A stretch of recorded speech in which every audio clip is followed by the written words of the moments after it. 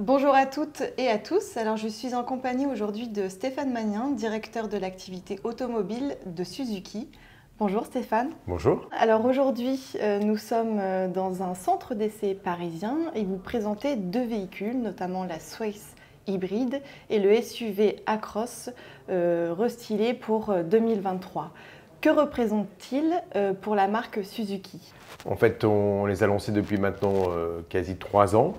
C'est issu d'une collaboration avec Toyota et ils viennent coiffer la gamme Suzuki, un par la Sways avec un break full hybride et puis un SUV de grande taille qu'on n'avait pas dans notre gamme qui s'appelle le Acros et qui est un hybride rechargeable, ce qui nous permet d'avoir chez Suzuki l'ensemble des technologies hybrides à proposer à nos clients. L'hybride, c'est un peu votre marque de fabrique depuis quelques années maintenant.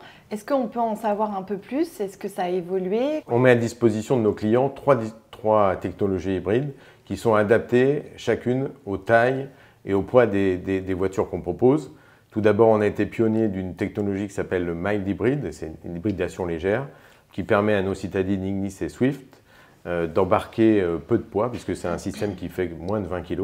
Ensuite, sur les SUV Vitara et S-Cross qui complètent notre gamme, nous avons également un full hybride qui permet aussi de réduire complètement la consommation, également d'embarquer des batteries plus élaborées. Et puis, on a une troisième technologie, alors plus dédiée à un segment plus élevé qui est un grand SUV qui s'appelle le Acros, plus familial. Alors là, qui embarque une nouvelle technologie qui est plug-in hybride, qui permet de rouler plus de 80 km/h en full électrique, en pur électrique, ce qui permet, on va dire, à une famille qui part en week-end de partir sans recharger et de toute la semaine rouler en pur électrique, donc en réduisant drastiquement l'ensemble des consommations avec une voiture très familiale. Comment se porte Suzuki, sachant que vous avez annoncé des chiffres records, il me semble? Oui, dans le monde entier, on a dépassé les 3 millions de voitures en production, ce qui est un chiffre important pour nous, hein, et dont la moitié fait sur le continent indien, puisqu'on est très fort sur le continent indien, avec plus de 40% de part de marché, qui est notre fer de lance. Il y a également le Japon, et puis un des continents phares est également l'Europe, grâce notamment à nos technologies hybrides. Justement, qu'en est-il de la France? Est-ce que l'hybride pousse vos ventes aussi vers le haut? On propose 100% de nos véhicules particuliers en hybridation avec les trois technologies qu'on évoquait tout à l'heure, ce qui nous permet effectivement d'être un véritable atout et d'augmenter nos ventes chaque année. Notre futur est autour de 2% de part de marché, ce qui représente à peu près 30 000 voitures par an sur le marché français. Est-ce qu'on peut avoir une petite idée de ce qui va se passer pour Suzuki dans les prochaines années? Un plan jusqu'à 2030, par exemple? On vient d'annoncer un grand plan effectivement d'investissement à plus de 32 milliards, ce qui est énorme, dont la moitié sera dédiée à l'électrification, mais également à la neutralité carbone de l'ensemble de nos sites de production d'ici 2050, ce qui nous permettra de lancer, rien qu'en Europe, 5 voitures pures électriques de 2025 à 2030 et d'annoncer aussi dès la production une neutralité carbone, ce qui est très important aujourd'hui. Il n'y a pas que l'usage qui sera zéro émission, mais aussi des usines qui seront complètement autonomes en énergie et en neutralité carbone.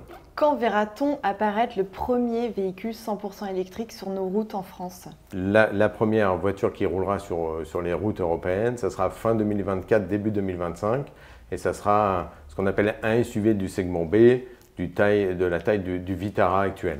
Est-ce que vous pouvez préciser un petit peu plus en termes de prix pour nos lecteurs? Ouais, c'est assez compliqué parce qu'on est en phase de construction de ce modèle et qu'on est en phase d'ingénierie de ce modèle. En réalité, ça sera un concurrent du type Renault Captur qu'on connaît en France ou 2008. Donc on sera dans le prix de ces futurs modèles avec un ajustement sur les prix Suzuki. Donc on essaiera d'avoir l'offre la mieux possible et la mieux disante possible sur ce segment de véhicules. Sachant que vous êtes l'un des leaders sur le marché automobile indien et que cette réglementation est moins stricte qu'en Europe, est-ce qu'on peut croire véritablement à un avenir 100% électrique pour la marque Suzuki?